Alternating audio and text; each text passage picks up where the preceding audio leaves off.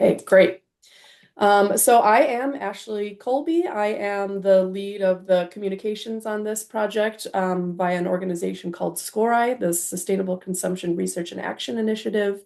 And I'm working with this project and sort of advancing communication and the getting a more widespread audience for our scientific findings. This project is called CoSFSC, which stands for the Co-Creation of Sustainable Food Supply Chains through Cooperative Business Models and Governance. We are working across 5 hubs in Turkey, Taiwan, Germany, Sweden, and Thailand. And this is the first in a series of webinars we're doing for this project about the substantive areas of our research project. Today, we'll be hearing from the Turkish hub about what they're learning in the course of their project about food system democratization. Without further ado, today we're going to be hearing from Işıl Sarwatolu. Hopefully I said that right. She coached me. She's a PhD candidate in political science and public administration at Middle East Technical University in Turkey. She's working on examining the intersection of gender and food systems. Her research interests include alternative food networks, food politics, gender studies, and political ecology. We will also be hearing from Fikret Ataman, who's a professor of economics at Boğaziçi University, Istanbul, Turkey. Yes, I got coaching on this. He's working on democratic planning, ecological economics, and the political economy of Turkey. His research interests include alternative economies, ecological economics, history of economic thought, and political economy and ecology. And so just briefly in terms of format, we're going to have a little presentation. First, Fikret will go and speak for a bit. Then Işıl will do a short presentation with PowerPoint. And then after that, we'll be running a question and answer, sort of conversation with the group. I want to remind everyone to just go ahead and use the chat to submit questions as the presentations are going on. I'll combine all those questions and either call on people or read questions for the speakers at the end of the presentation. So welcome, everyone. And without that, Fikret, I'll let you take it away. Well, Ashley, thank you very much. Hi, everyone. Today we are going to talk about community gardens. And we have 3 sites from Turkey, and we will be presenting them. But to start with, I would like to provide a little sort of theoretical, conceptual clarification within which these 3 sites will be discussed by Işıl.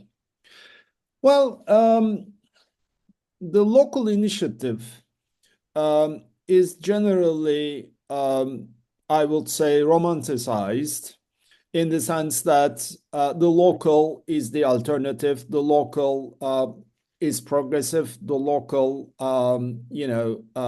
provides solidarity, and all kinds of good adjectives are somehow attributed to the local. Well, certainly the local has such potentialities, but on the other hand, we should not take it granted that all local initiatives are of progressive nature, and we should not also make the assumption that local engagements provide alternatives to neoliberal market mechanisms. At the same within the same framework, we should not equally assume that the local comes with, democratic governance structure, participation, and so on and so forth. So at the governance level, we can perfectly have a situation in which a leader can sort of can easily impose his or her vision over the members of the local initiative. That's perfectly possible. The same applies to cases where the local may very well be following a neoliberal logic. That's also within the possibility. So therefore, this research of us aims at investigating whether progressive, solidaristic, democratic structures can be observed in the case of Turkey, and we will particularly be focusing on community gardens, and we have selected three sites, and we will be seeing them as potential places where alternative structures can be constructed. But on the other hand, we should also be very vigilant that if care is not given, if some principles are not strongly followed, then it's perfectly possible that these engagements may turn out to be quite on the contrary of what we would like to achieve at the end of the day. So after this brief introduction, I would like to hand over to Işıl, who will be presenting three sites. And then, if time permits, I would like to make a few additional comments. Işıl. Thank you, Professor Adaman, for laying the foundations. I should now share my screen. Okay. Can you see my presentation? I can see, but it's not in presentation mode yet. Okay, now it is. Yep. Okay. Okay. Now coming from Professor Adaman's speech, I will present our research on limitations and potentials of community gardens for food system democratization in Turkey. My presentation outline will be as follows. First, I'm going to talk about our research context and question. Then I'm going to introduce our methodology, and I'm going to give a brief overview of our cases. And then I'm going to give some tentative propositions based on primary fieldwork findings.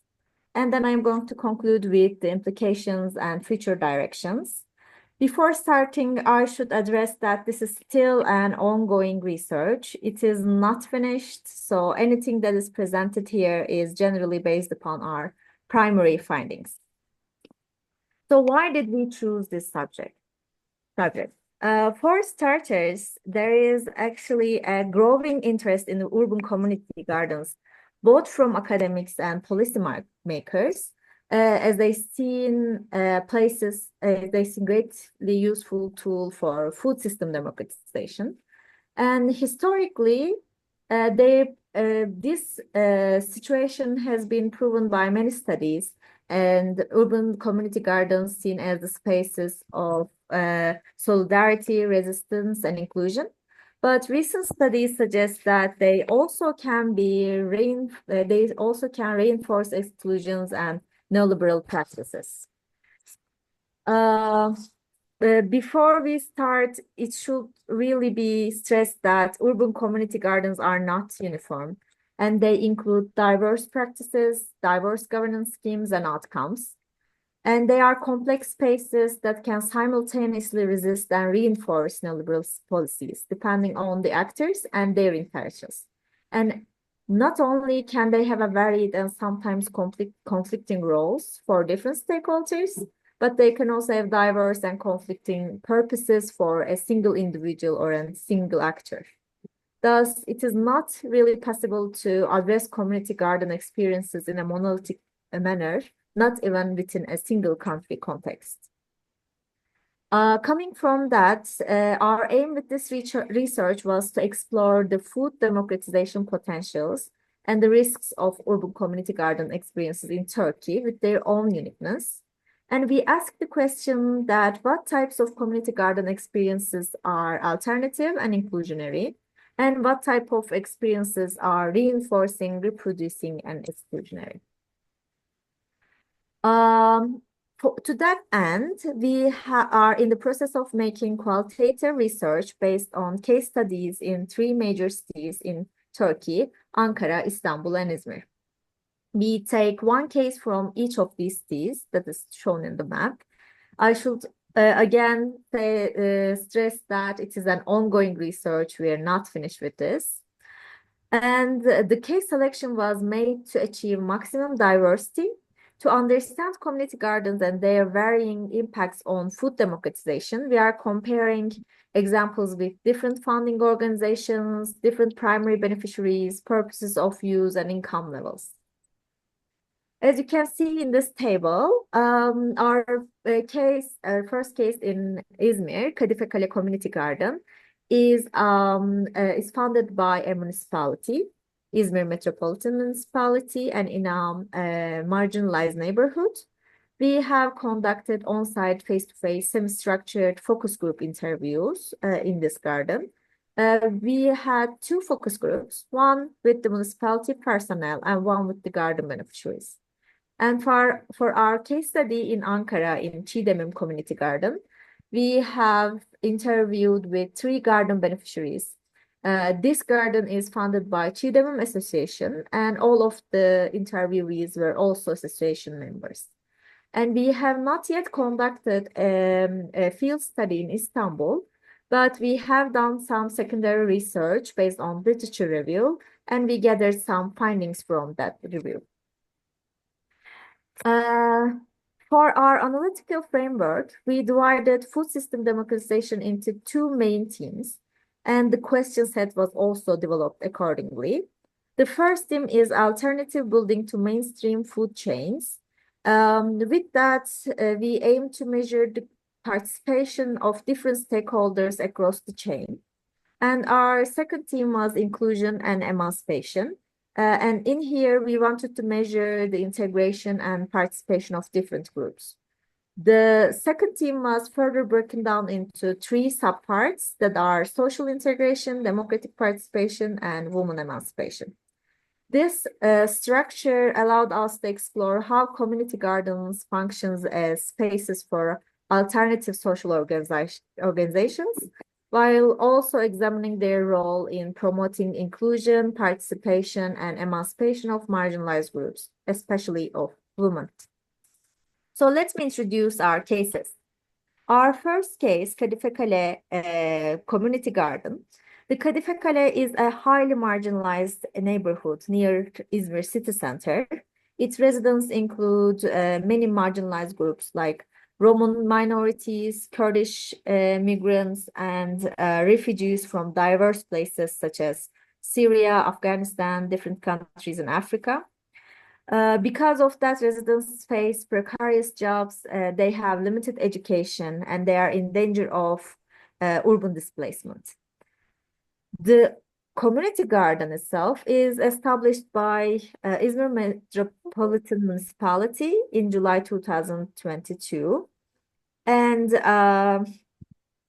its main aims are supporting the neighborhood's food needs, women's emancipation, creating solidarity, and social integration. The beneficiaries of this garden are all women selected via a scoring system prioritizing a disadvantaged individuals. For example, those with disabled children whose husbands were in prison and whose homes were in the view of the garden have priority in the scoring system. Also, those who have been beneficiaries before or who have a family member who is a beneficiary right now are not accepted in this scoring system. And after the selection process, which beneficiary will use the equal plots of the garden is determined by a draw of lots. And all inputs such as seeds, seedlings, irrigation are fully provided by the municipality.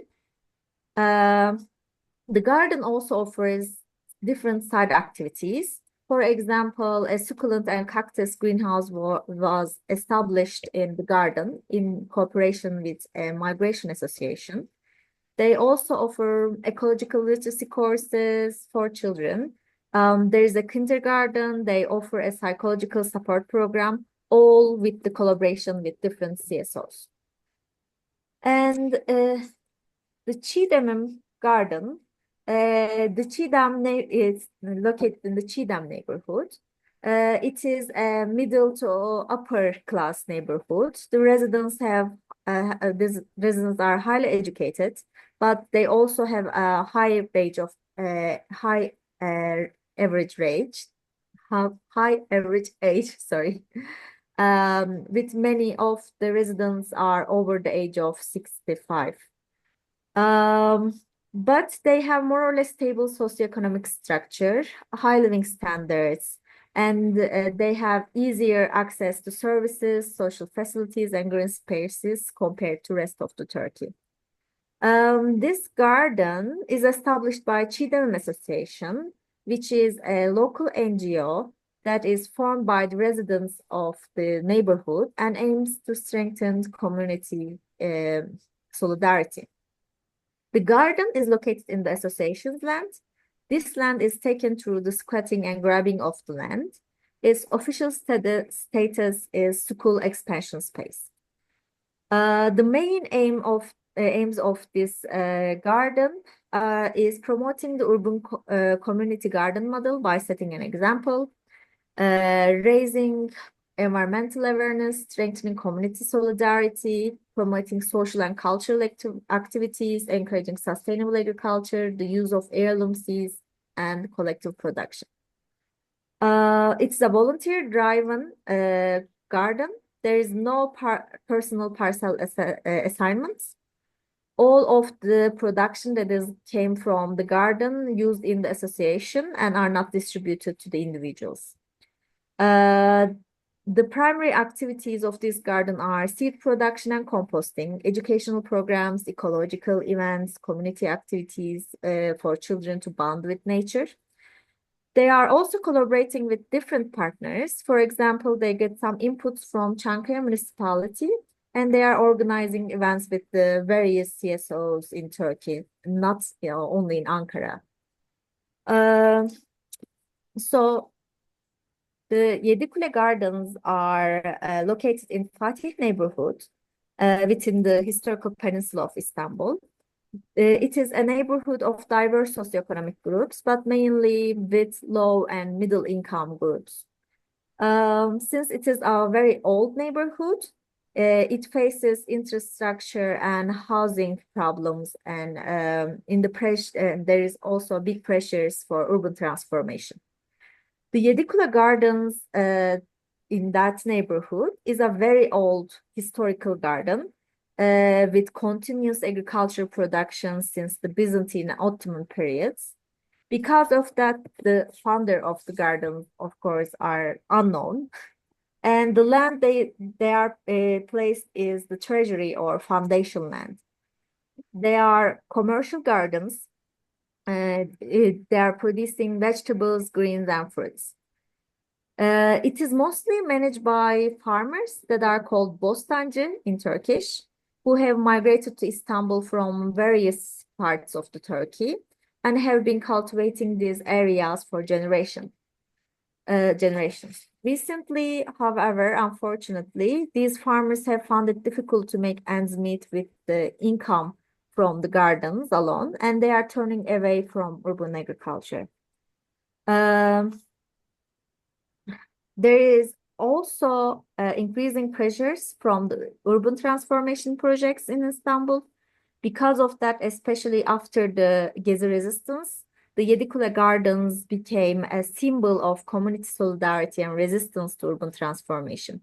And because of that, now many CSOs and grassroots groups are also using these gardens for various activities. So based on our primary fieldwork findings, it is possible to make some tentative propositions. The tentative part in here should be underlined. As I mentioned, it is still an ongoing research. We are only starting to dive into it, and those propositions are made with our primary findings. For alternative building, we have observed that all gardens hold some potential for laying the foundations for alternative building, but it is very, very limited. This potential stems from a few sources. One of them is raising consumer awareness. Most of the participants reported that after they participated in the gardens, they started to pay more attention to where the food they buy came from, and how it is produced. Similar to that, almost all of the participants said that they started to pay more attention to their waste, especially their organic waste. And this point really proves the potential of waste reduction in these gardens. These gardens also shows that food production can be made in the city and familiarizes city residents with the agricultural production. In fact, many participants emphasized that they did not know much about the agricultural production before they joined the garden, and they learned a lot about agricultural production in the garden. Still, the potential that urban community gardens hold for alternative building is highly limited. For starters, the food-related activities within these gardens and the gardens themselves are very small scaled. And this situation restricts their broader impact on the food system. This limitation can be overcome by having the gardens see, recognize, and cooperate with each other, creating a horizontal expansion.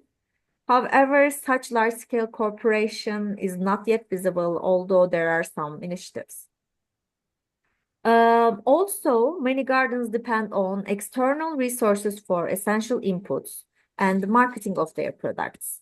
The gardens are therefore not self-sustaining and run the risk of not being able to continue their lives when the support from municipalities and CSOs stops. Another important limitation is that these gardens are based upon voluntary work. This informal labor structure often results with fluctuation, engagement, and commitment to garden. This also prevents the institutionalization of the gardens. Even the municipality formed gardens rely on the voluntary work of the voluntary dedication of the municipal officials. Another limitation is that these gardens prioritize goals such as community engagement and environmental education rather than food production, which severely reduces their potential in food chains. Even the profit-led gardens, the Yedikule for example, that aims to contribute to local food networks, cannot provide an alternative to the mainstream food chains because they are trying to gain a place within the food system and not trying to change it. Not only limitations, but it is also possible to identify some risks that urban community gardens pose against the alternative building. One key risk is that may arise with parallel with the limitations is that they are reinforcing the precarious work conditions. Since these gardens heavily rely on the voluntary, unpaid or low-paid work, it can make unstable and insecure employment practices permanent and habitual and creates the risk of integration. This is evident especially for low-income and marginalized neighborhoods. Additionally, urban community gardens sometimes emphasize citizenship and community engagement rhetoric that aligns with the neoliberal ideology, and they can encourage individuals to take on personal responsibility for social and environmental issues, which require more systemic solutions. And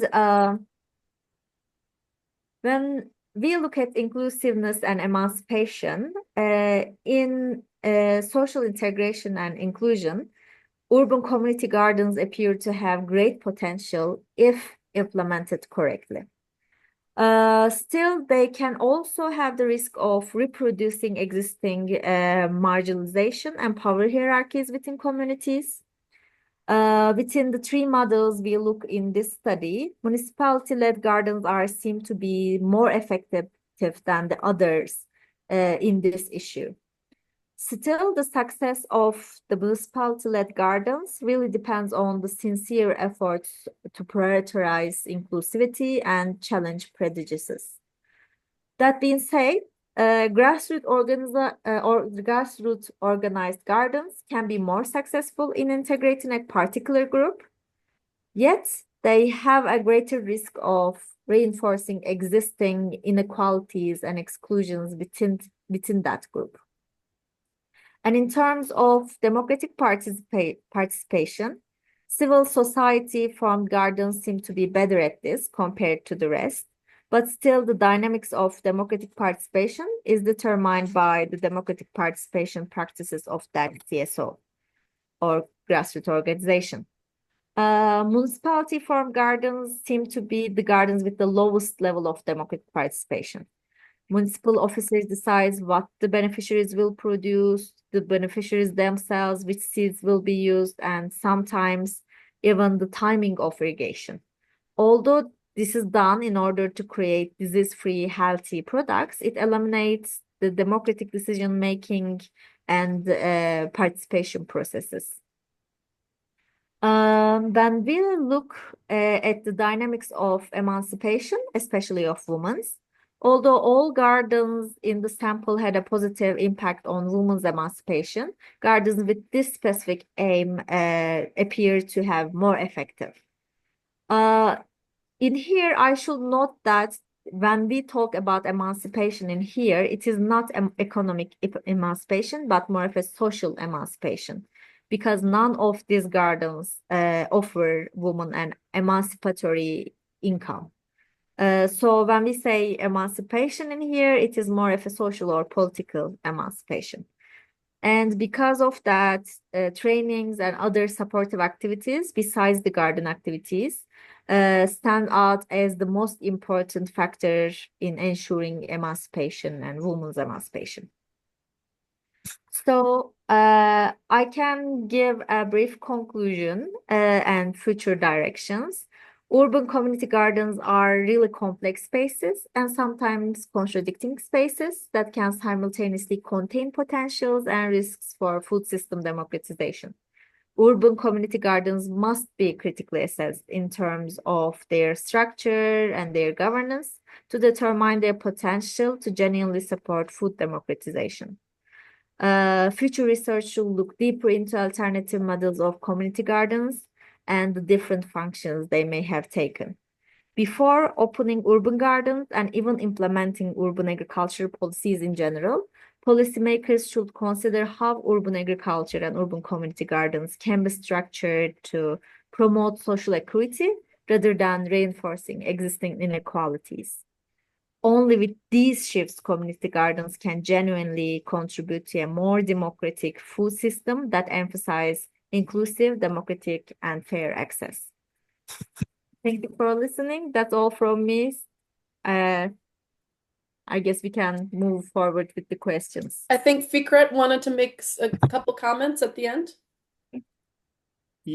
Well, yes, but my first comment has already been done by you, Ashley. So yes, I don't know whether everyone has had the opportunity to go over Ashley's I could say it. I could say it real quick from my side and explain. Yeah, that will be great, please. Okay. So, so my own research is very interested in these. You know, back in my previous life during my PhD project, was focused on these sort of really inspiring, you know, alternative grassroots organizations. And I've sort of focused on this what Eric Olin Wright calls this prefigurative politics or interstitial spaces he defines as building new forms of social empowerment on the margins of capitalist society, usually outside spaces dominated by those in power.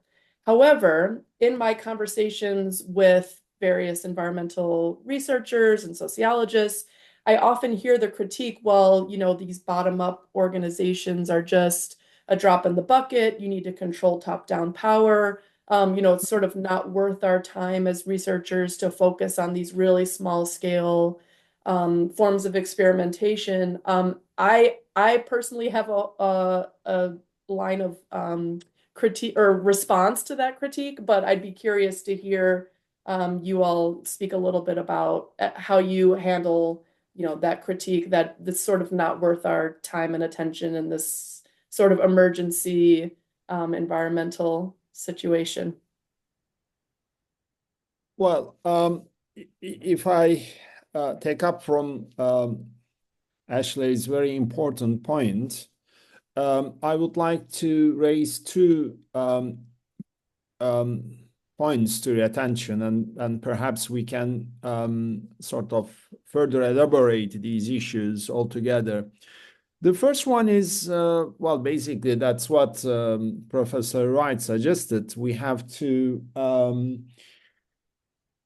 look at the interaction between macro level policies and micro local initiatives that should be lined up.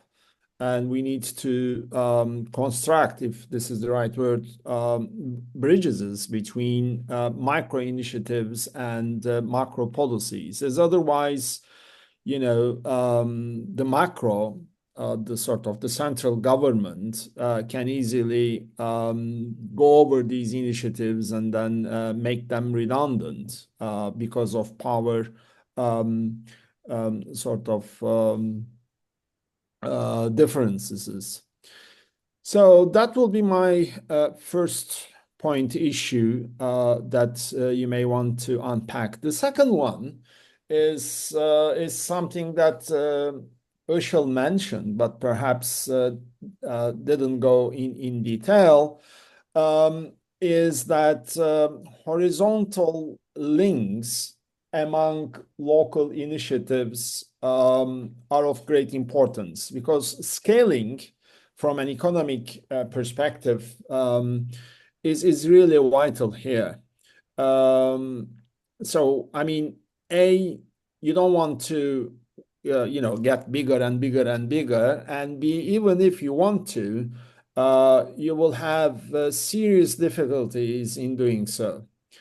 So vertical sort of scaling up is A, not feasible, and B, not recommended. So what is the alternative? The alternative is horizontal scaling up.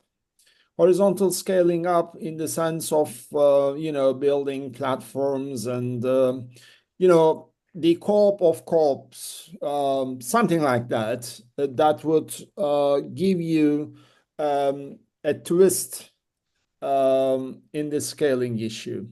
So this is the second point that I would like to underline. And I am sure the audience will have other great ideas, or at least may want to comment on these issues. Right. Back to you, Ashley. I'll wait a moment to see if somebody wants to speak up. I don't know, maybe Eileen, you have something you might wanna say?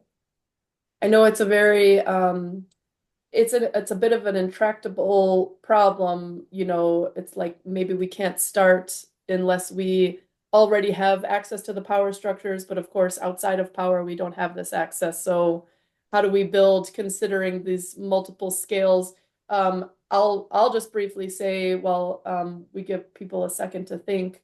I don't think that it necessarily has to be either or. There's nothing limiting us from our ability to focus on the small at the same time as focus on the big. And ideally, you have some coordination among these different scales where you can see where there are points where, the interest in power structures to solve some sort of, environmental problem or food access problem would dovetail neatly with these bottom-up organizations, and it's a point of connecting the two.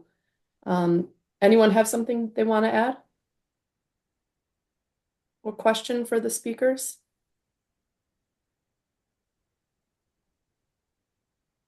Aylin, go ahead. Eric Olin Wright, can you hear me well? Yeah, okay. Eric Olin Wright was a notoriously optimistic person. I've known him personally, and he was really an optimistic person. And I think optimism of the will. I am remembering Gramsci, Antonio Gramsci, optimism of the will, pessimism of the intellect. So I think in this point, we really need the optimism of the will. Those experiments, Işıl rightly mentioned that, okay, we should be very suspicious of the fact that those experiments, those experiences can reinforce the existing social inequalities, so the existing mechanisms of exclusion. I guess that is the only criteria. If one experience is not explicitly, manifestly reinforcing the existing exclusions, existing inequalities, then there is still room for optimism, and there is still a hope for the cracks. And the system has a lot of cracks. So I guess it is another optimistic view, anarchistic view, that the system has a lot of cracks, and those micro experiences, those micro experiments can somehow infuse into the cracks of the system, and hopefully deepen the contradictions of the system. So I mean, this is my comment. I don't know if it answers anything, but it is just the my feeling in those cases. I attended the one of the site visits. Actually, the best site visits we did, like the most comprehensive site visit we did in Izmir, and I was suspicious to the in the sense that to what extent the municipality crafted this program to contain, to isolate the migrants, or to integrate them into the city. So there is this little line between, isolating, containing, and integrating, assimilating.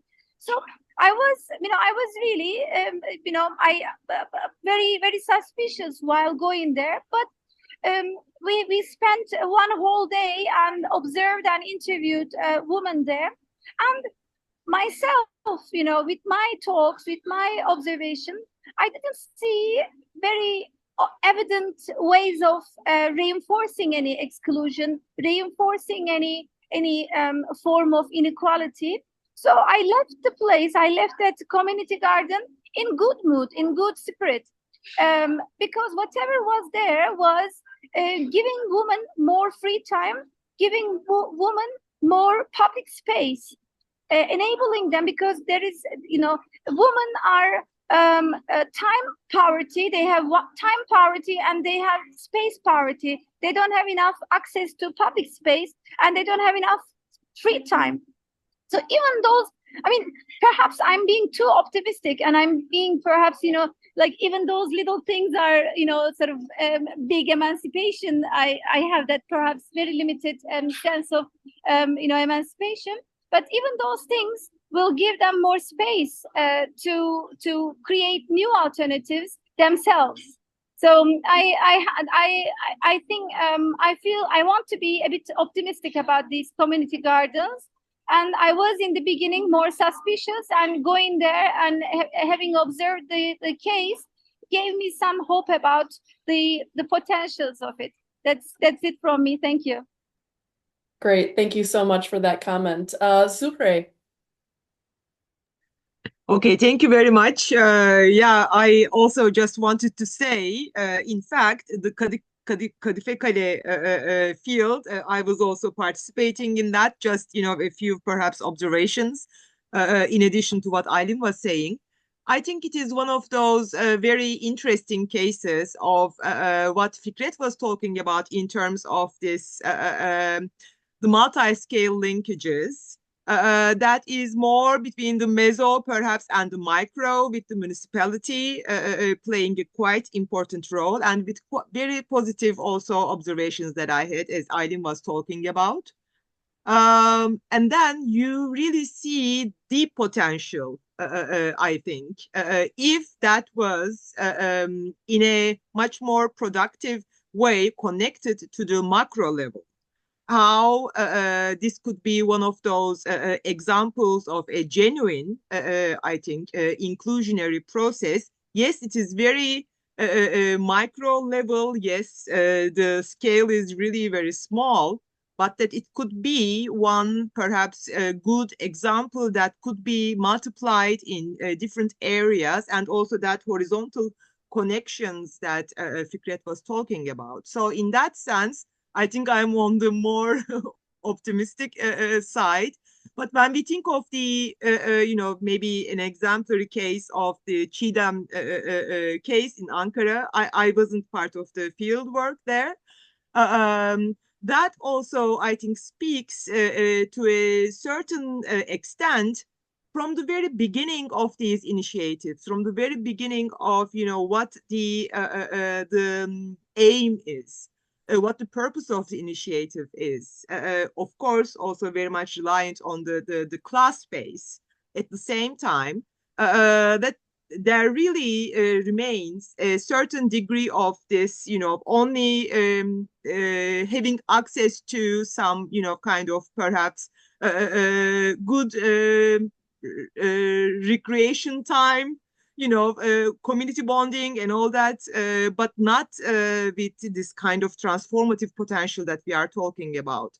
So it really depends on the cases, I would say, the diversity of these cases.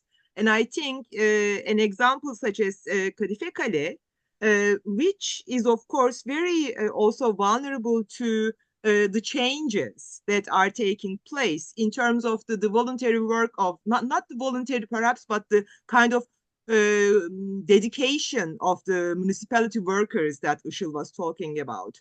Not some kind of, necessarily a institutionalization within the municipality, policy framework, but more depending on, personal commitment on the part of the municipality workers.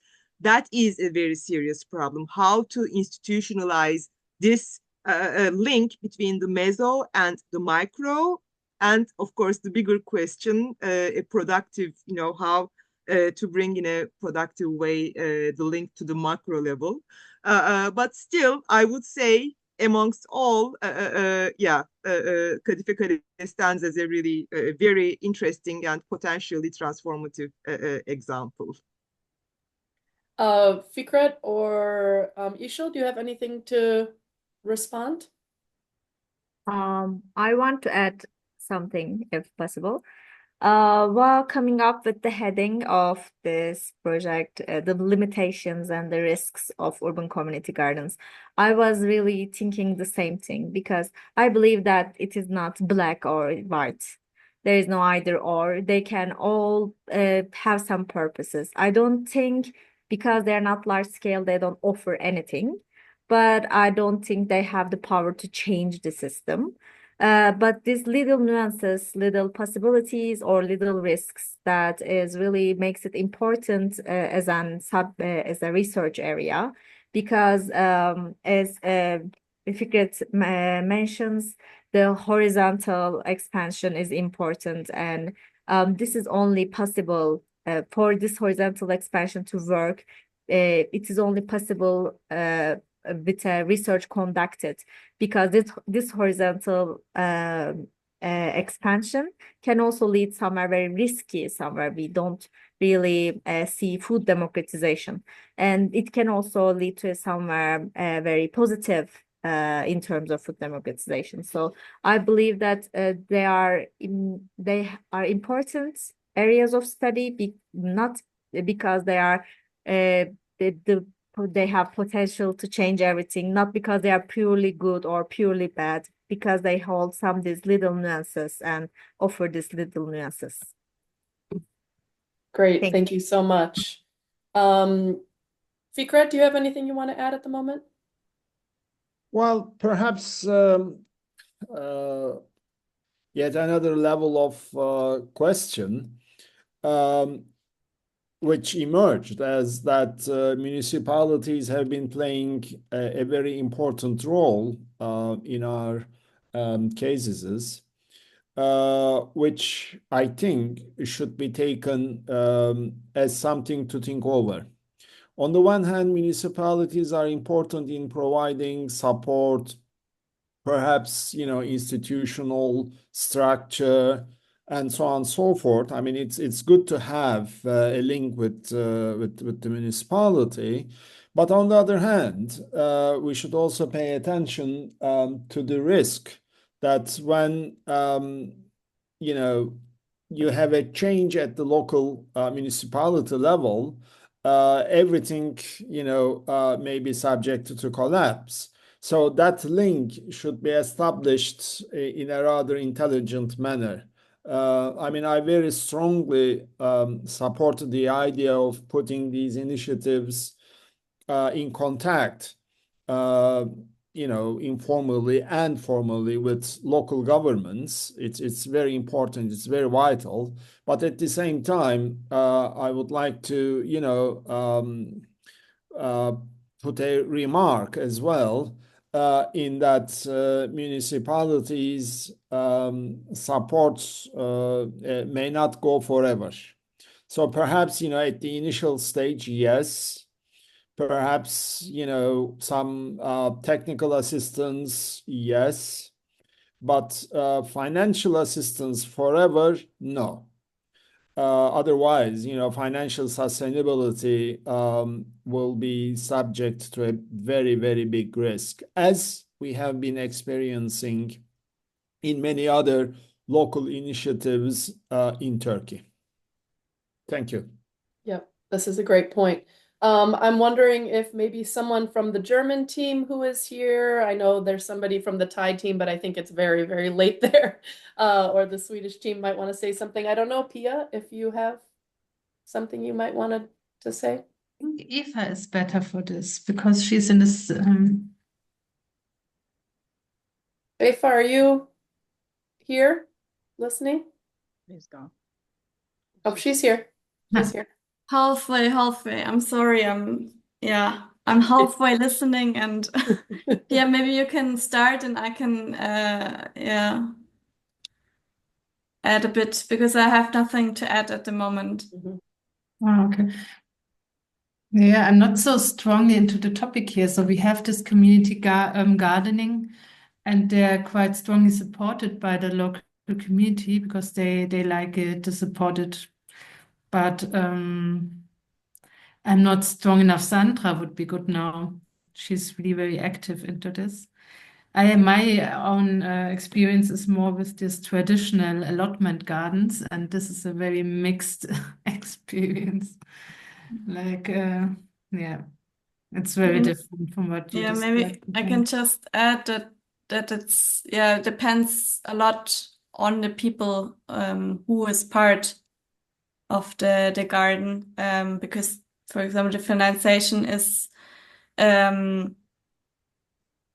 hold or created by the people who are part of it of the initiative. So it depends on how many people are there and how much are they willing to invest in like yeah, how much the capacity is.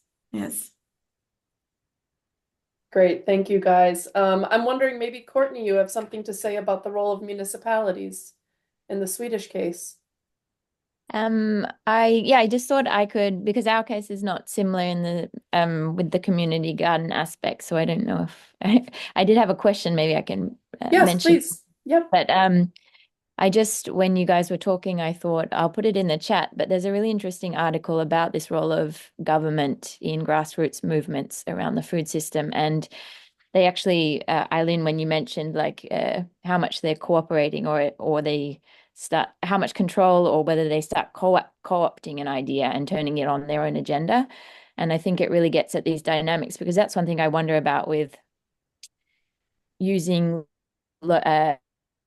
local food supply chains for municipal food supply in our case, whether they try to turn those supply chains into something that they're not because it suits their agenda.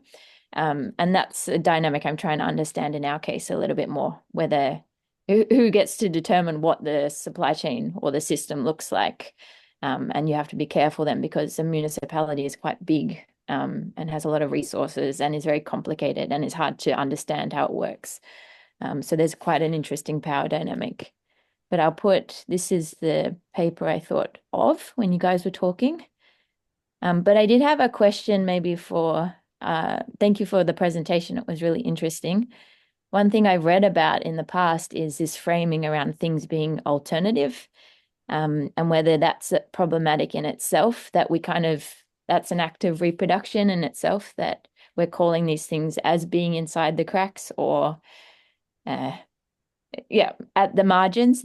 I'm thinking of research from Gibson Graham, I think it's called.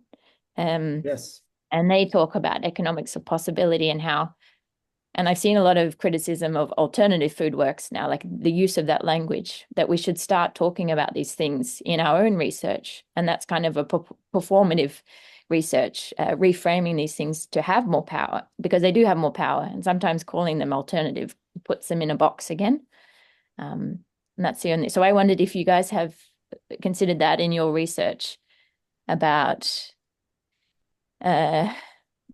whether you've come across critique of using this term alternative, how we can go about this kind of research differently so we acknowledge the power that's in these movements and don't put them outside the system all the time. That's a great question. Fikret or Ishil, do you have anything to add to that? I might, but Ishil? You can go first. Well, as a matter of fact, as I have sort of pronounced at the very beginning when I was trying to provide a very short framing of the problem, well, some of them are really progressive, alternative, organizations, initiatives, engagements, and so on and so forth, that aim to transform capitalist relations. Well, either consciously or unconsciously, or politically motivated or not motivated. These are important issues, but presumably of secondary type. Whether they have that kind of power, depends on lots of things. Whether these examples can be reproduced, can be sort of taken as examples, whether they have horizontal links among themselves, whether they are linked to municipalities, and also, as I have tried to mention in my comment at the end, whether their politics are linked to the macro level politics that would aim to somehow create a post-capitalist structure. Well, obviously, if they do their jobs properly, the very first sort of plus they would be producing is to have a very good impact over the members of that society. That is to say, creating solidaristic links, creating an alternative societal sort of milieu there. So changing life from the bottom is one of the crucial positive points of local initiatives. But as I have mentioned, and as Ishil also underlines, care should be given about their structures. Attention should be provided to governance sort of characteristics, and so on and so forth. And if these organizations are linked to municipalities, which is, I think, an indispensable link, especially given the financial difficulties these organizations have, well, then presumably some principles should be set out for both sides. I mean, what should be our relationship? Because municipalities tend to use them for their own,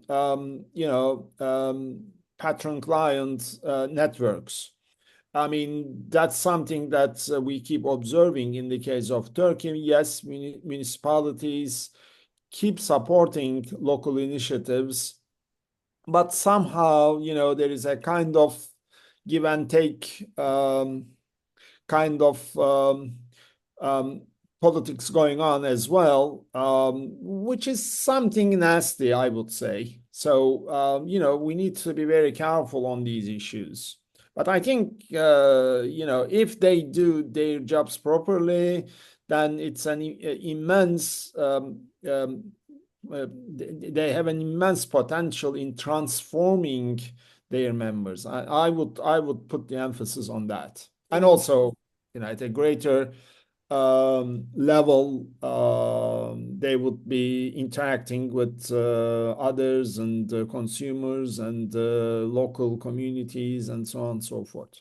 If I might jump in here to synthesize a little bit and maybe toss it maybe to Eileen and or Pia if they have any comments they want to make, and then maybe we'll wrap up as we're getting close to the end of the hour. One aspect that's really central to our project, the Co-SFSC project, is this exact question of how do we build in sort of structures, cooperative governance structures that are advancing food system democracy, and these questions of scale. These are all central to each of our hubs and across the 5 hubs. So I'm really curious, to keep this conversation going throughout the rest of the project. I'll make a little synthesis of some other comments I've been seeing in the chat. Municipalities, which in my opinion is a stand-in for power, they can unleash these initiatives, but they can also co-opt them. So really, this is a question about how we can relate to power. So if we're asking the question about how to develop a healthy food system, it's important, like you said at the beginning, Fikret, to move forward cautiously, to not reproduce neoliberalism in the quest for power and scale. And I would argue that it's our role as researchers to sort of be clear and lay out this paradox, assessing what works well and what pitfalls to avoid. With that, I'll toss it to Eileen because she's making great comments in the chat. I'll let you make a comment, and then I'll toss it to the researchers to round us out.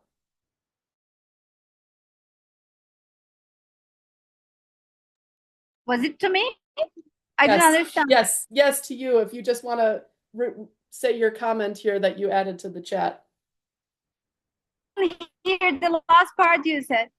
Oh, if you just want to add this comment, say this comment you added to the chat. Oh, yes. Well, okay. Well, our project is about cooperatives, and our project is about, collective action for production and consumption, right? And to boost, to support the cooperative business model so that cooperatives can compete with the oligarchs of the food industry.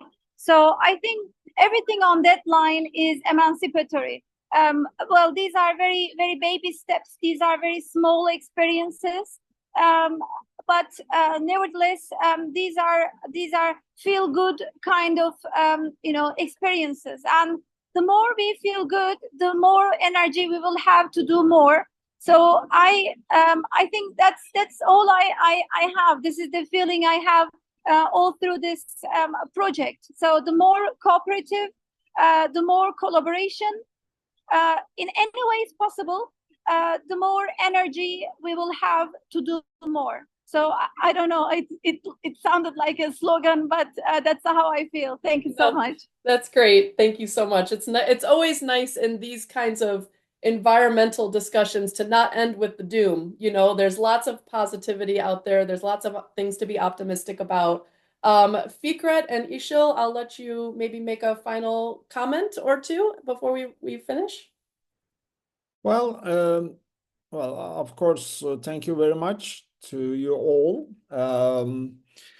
I think we have raised important questions at least, which is important, which is great, and we will be trying to provide answers. So, as Ishil suggested, mentioned, this is an ongoing research, and we hope very much to provide a fuller account in the near future. Thank you. Wonderful. Ishil, any last words?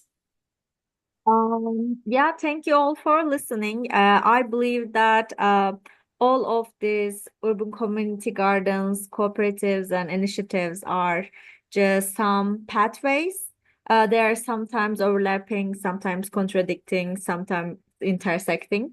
They are not always good. They don't always have the good view, but I think they are interested to walk on and see where it is going. So thank you again for listening our research. All right, thank you all so much for attending this webinar. Great job, everybody. It's very inspiring to hear from the Turkish team, and stay tuned. We'll have more webinars coming up soon. Okay, thanks all. Bye-bye. Bye. Thank you.